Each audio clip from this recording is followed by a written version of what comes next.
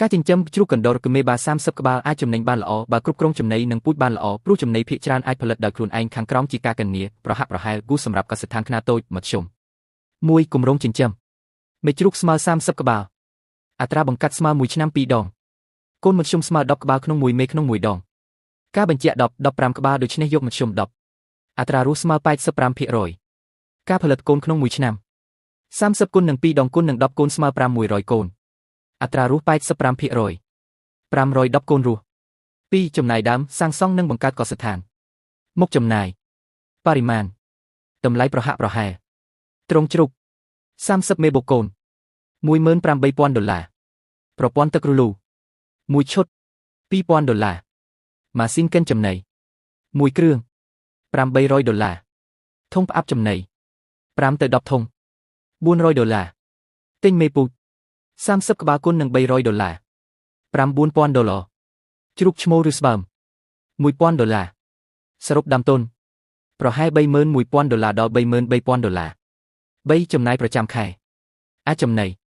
ដោយប្រើចំណីធម្មជាតិស្មៅផ្អែមដំឡូងទំពាំងដើមចេកផ្អាប់ស្លឹកដំឡូងមេផ្អាប់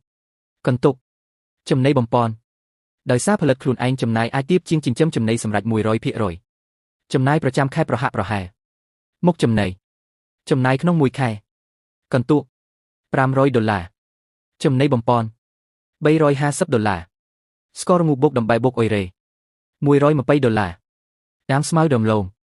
$250ថ្លៃកម្មករ$200ទឹកភ្លើង$120វ៉ាក់សាំងក្នុង1ឆ្នាំ$180ផ្សេង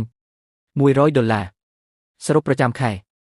ស្មើនឹង$2,020សរុបប្រចាំឆ្នាំស្មើនឹង$24,240 4វ៉ាក់សាំងការពារជ្រូកមេបាត្រូវចាក់ភេសពេសអ៊ុតក្តាមអូយ៉ាស្គីចំណាយប្រហែល$5-8ក្នុង1ក្បាលក្នុង1ឆ្នាំ30ក្បាលស្មើនឹង$240ក្នុង1ឆ្នាំ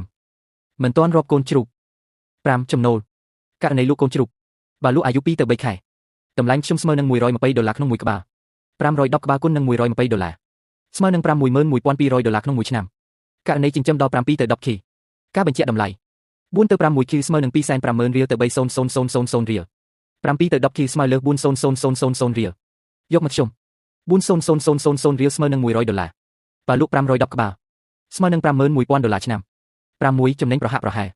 មុខតម្លៃចំណូល$51,200ចំណាយប្រចាំឆ្នាំ$124,240ចំណេញសុទ្ធ